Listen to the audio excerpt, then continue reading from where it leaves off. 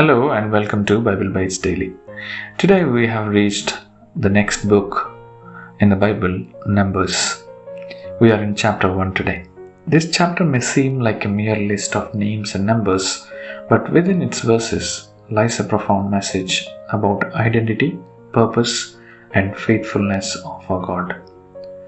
As we open our Bibles to Numbers 1, we find the children of Israel in the wilderness, having escaped the bonds of slavery in Egypt. This time has come for a census, a counting of the people. Now imagine the scene, a vast group of individuals, each with a unique story, gathered in the vast expanse of the desert. Why did God command this census? Was it merely to satisfy the divine curiosity about numbers? No, dear friends, there is a deeper meaning here. The numbering of the Israelites was a demonstration of God's personal interest in each and every one of His children. He wanted them to know that they were not just a face in the crowd, but individuals with a distinct purpose and calling.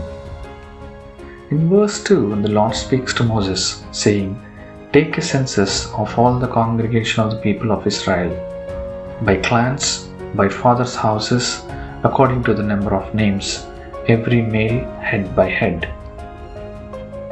This statement was said by Jesus to Moses. Imagine the meticulous effort, counting person to person, family by family. This underscores the meticulous attention that God given to us individually. In our own lives, it's easy to feel lost in the crowd, believe that our lives are inconsequential in the grand scheme of things. But the message from Numbers 1 is clear. You are counted, you are known, and you matter to God. You are not a random number, you are fearfully and wonderfully made by the Creator of the universe. Now, let's take a moment to reflect on the significance of the numbering process itself. Each tribe was meticulously counted, and their numbers were recorded. In verse 20, we read, "The people of Reuben, Israel's firstborn, their generations, by their clans, by their fathers' houses, according to the number of names, head by head, every male from 20 years old and upward, all who were able to go to war."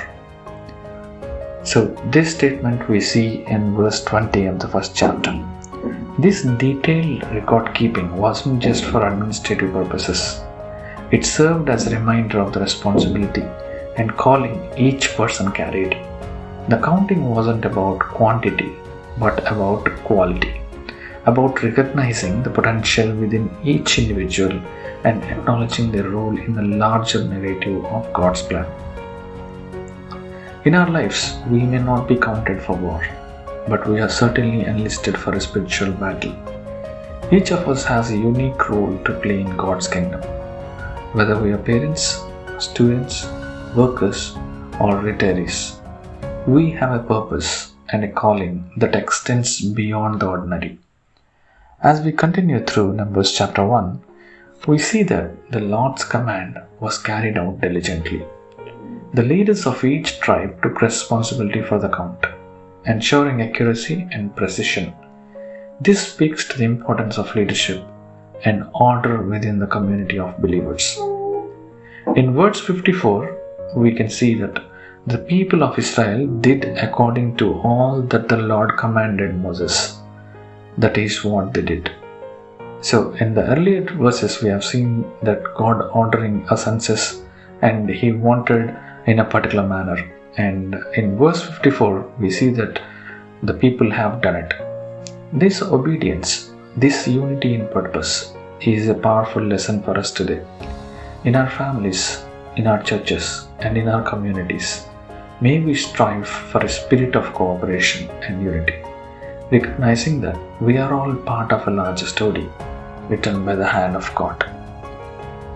Now, let's fast forward to our lives today.